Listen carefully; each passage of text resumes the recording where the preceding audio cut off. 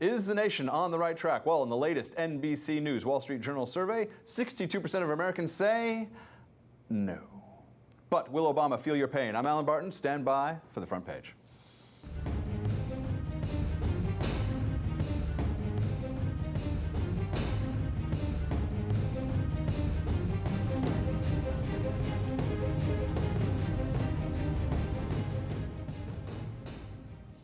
Joining me to discuss the latest numbers, Alex Bratty, partner at Public Opinion Strategies, a national research firm conducting polling for Mitt Romney and other Republicans. Alex, good to see you. How you doing? Good, and thanks for having me on, Alan. How are you? Pretty good. All right, 62% of Americans interviewed by NBC and the Wall Street Journal indicate that the country is heading in the wrong direction. So, should the president be worried by those numbers this far out from the 2012 elections? What do you think? Absolutely, Alan. And in fact, that percentage, 62%, is very similar to what we saw in October last year running into the 2010 elections. And we know how that played out in terms of what voters told us at the polls. I mean, they basically took it out on the incumbent party last year. So these are very similar numbers. And I know we've talked about this a lot before, but the bottom line is it's still all about the economy. And in this latest poll, we are seeing rising anxiety from Americans. In fact, more than 4 in 10 now think that we may be heading into a double-dip recession.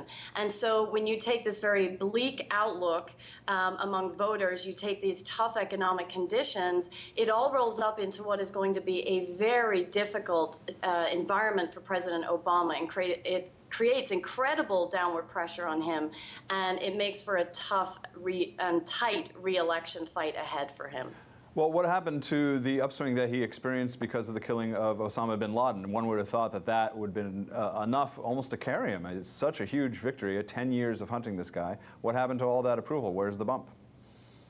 It was a huge victory, no doubt. But again, it's sort of indicative of how heavy the economic conditions weigh on everything, because he really didn't get much of a bump in comparison to what we've seen before.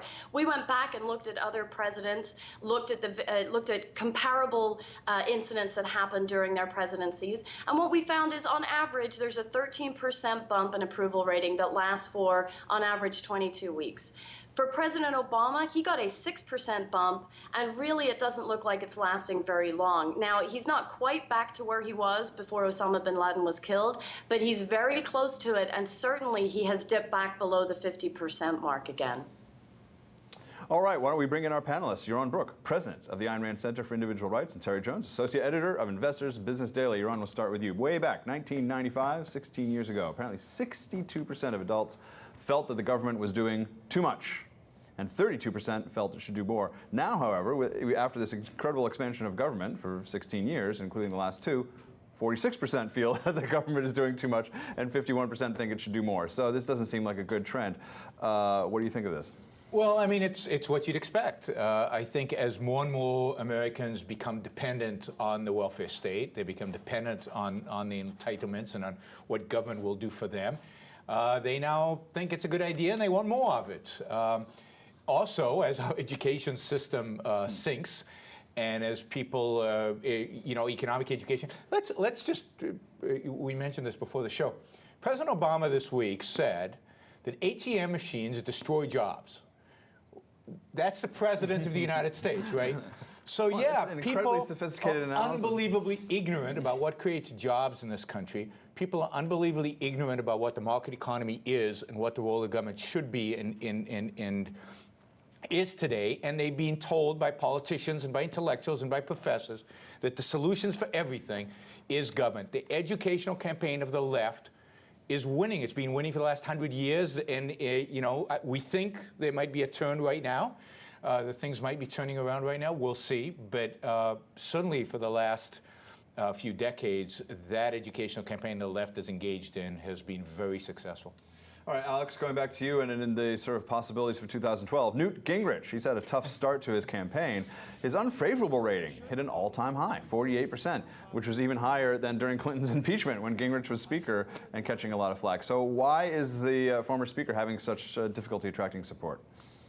Yeah, what you're seeing here in these numbers, Alan, is really the reaction in the last month or so among Republican primary voters. So in our last poll in April, Republican primary voters were 50% positive, 13% negative towards Mr. Gingrich. Today, in our latest poll, it's really gotten to barely a break-even prospect for him, with 32% of Republican primary voters saying they have a positive impression of him and 34% saying they have a negative impression. So that's really what's going on behind those numbers and what's driving them. It's the Republican primary voter reaction. All right, Terry, let's bring you in. As the Daily Cause very gleefully reported, Romney's support, while increasing, is still less than that for Mr. Obama, 49 to 43. So what do you think Mitt Romney has to do to close that gap in the next 18 months, if let's hypothetically assume that he's a front-leading candidate, or maybe the consensus candidate that people can rally around?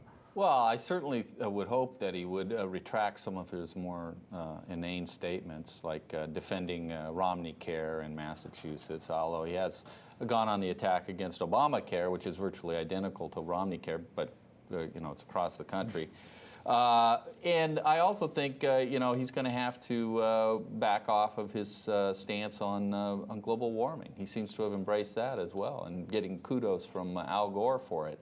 I think these are things that are not going to warm the cockles of conservative activists' hearts, and I don't think that people in the Tea Party are going to embrace somebody with those But what about policies. the idea that he has to appeal to a huge bunch of independents who may sort of cross those philosophical lines, and you may have an independent who goes, yeah, I think there is a man-made global warming. I'm glad that guy believes in that. Isn't that important in terms of actually winning? Yeah, it may be, but I would rather have him stand up for what's right than for what's wrong, and then make a strong case for it. In the case of the independents, I'm not sure that's entirely correct. I mean,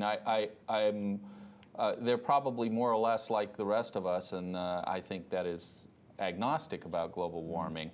And I think it's a real loser anytime you put yourself behind something that could end up resulting in legislation like cap and trade that will cost hundreds of thousands of jobs and hundreds of billions of dollars in Or maybe just the marker is if Al Gore says, good job on what you just said, that's a sign to attack in the next direction. No, and he should really focus, he should focus on where his perceived strength is. I'm not sure it is a strength, but on jobs, on the economy. He is being portrayed as this businessman.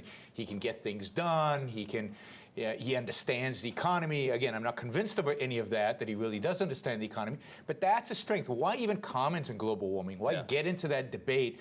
It's a loser in the primaries in the Republicans, and whatever you bring on in independents, you lose in terms of the conservative base. And as a venture capitalist, he did help turn around something like 22 companies. Yeah. So he knows how companies work. He knows what they face. He knows about regulation. He might know that technological evolution, like say ATMs, actually increases employment. He might know something really complicated like that. He should take Obama to the mat on that. That we all knew in 6th grade, that technology increases employment. All right, Alex, a final question for you. Apparently 69% of those polled say that they've been hurt quite a bit or more by rising gas prices, 55% by the rising food prices. 3/4 say that the worst of the recession is still yet to come.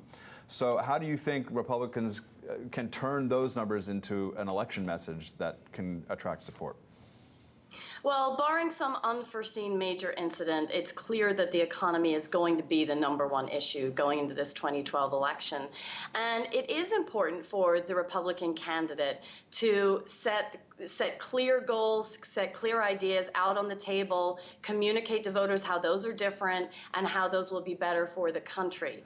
But really, the reality is that those ideas and the Republican candidates setting aside their plan and laying it out for everyone, that's going to play secondary in the dynamic of this election. Essentially, if the economy gets better, so too do President Obama's prospects. If the economy does not improve, which it's hard to see how it really does significantly improve between now and 2012. If it does not improve, this is going to be de facto a referendum and a recall on President Obama. And so it's important for Republican candidates to have ideas, to discuss them, to go through this primary process, and for the nominee to obviously set out their plan. But it really is going to come in secondary to how the whole thing is going to play out. This really is a de facto referendum on President Obama going into 2012. All right, thank you, Alex. That's all the time we have. You can always follow Alex Bratty's work at POLSTER That's all the time we have. Viewers, we want to hear from you. Can President Obama survive the bad numbers and gain re-election in 2012? We here might suggest a basic course on economics and job creation, wealth creation, so you don't say stupid things like ATMs destroy jobs. So click the comment button below. Join the discussion. For Alex Bratty, Yaron Brook, Terry Jones, I'm Alan Barton. You've been watching Front Page.